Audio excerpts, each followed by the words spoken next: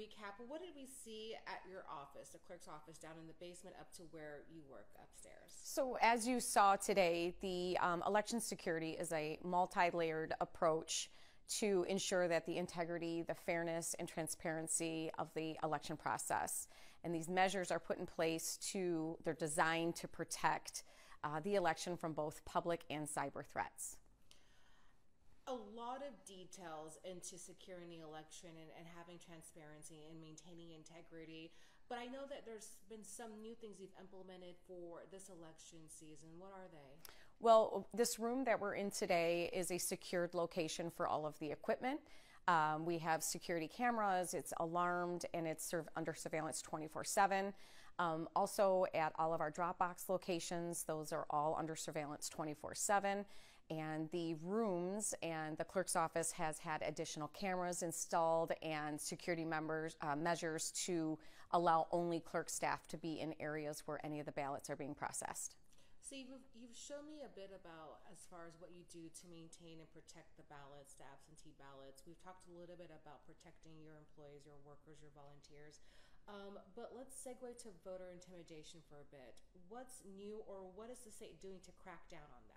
So there has always been laws to prevent voter intimidation, but it's not been openly discussed. So I meet with our sheriff's department prior to the election, and we review what is enforceable in a polling location. And it is a misdemeanor for anybody to interfere with an elected official's duties and responsibilities to execute their job responsibilities for the election. It is a felony to intimidate a voter during while they're voting. So those are things that have always existed, but they're on the forefront now, and our sheriff's department is informed and have the appropriate information to enforce. I like to do a step-by-step. Say, for instance, a voter drops off their ballot at one of the drop-off boxes. Where does it go next? How can they track it and make sure it gets into your hands? Great question. We have assigned staff that are identified with neon Macomb Township election vests so that they know that they are clerk's office staff that are removing those ballots from a drop box. They bring them back to town hall where they are secured in a mail room where we separate their ballots. We date and time stamp them, and then they are received into the qualified voter file.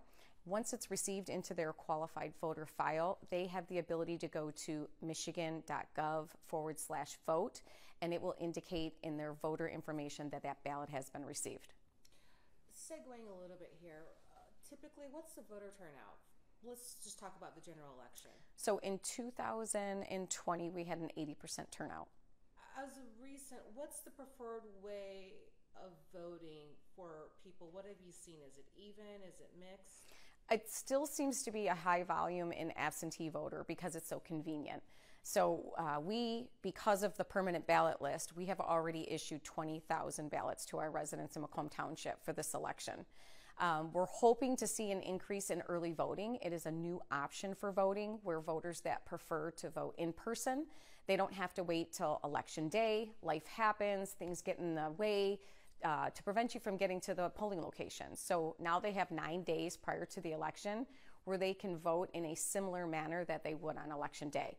But totals are not tallied until 8 p.m. on election day. And let's also talk about with the absentee ballots. You can collect them and all the things, but you cannot tabulate them until when? So 8 days prior to the election, due to the new Michigan law, we are allowed to process and tabulate them. But again, they cannot be totaled until election night at 8 p.m.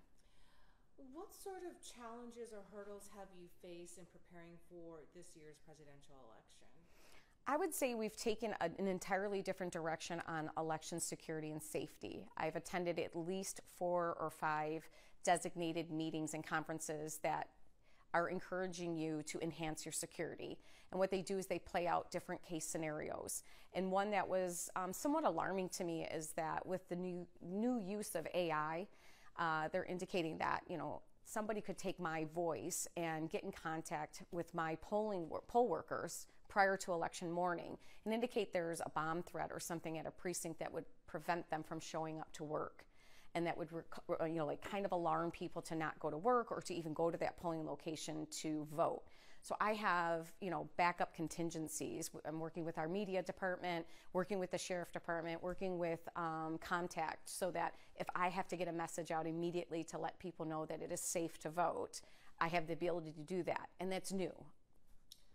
We talked a little bit earlier about election observers. You've seen a handful, depending on the election.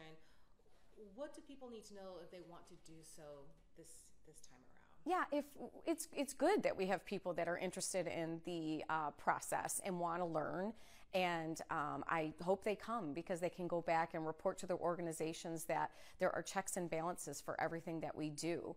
And if they come, I just hope they take the time to get educated on what they can do and what's permissible if they're if a challenger versus a poll watcher. But we're happy to work with them, and we're happy to educate them if they come and are uncertain as to what their roles and responsibilities are, and we will allow them to watch the process from start to finish. And then final takeaways, anything that I'm missing that you want to make sure gets included in the story tonight?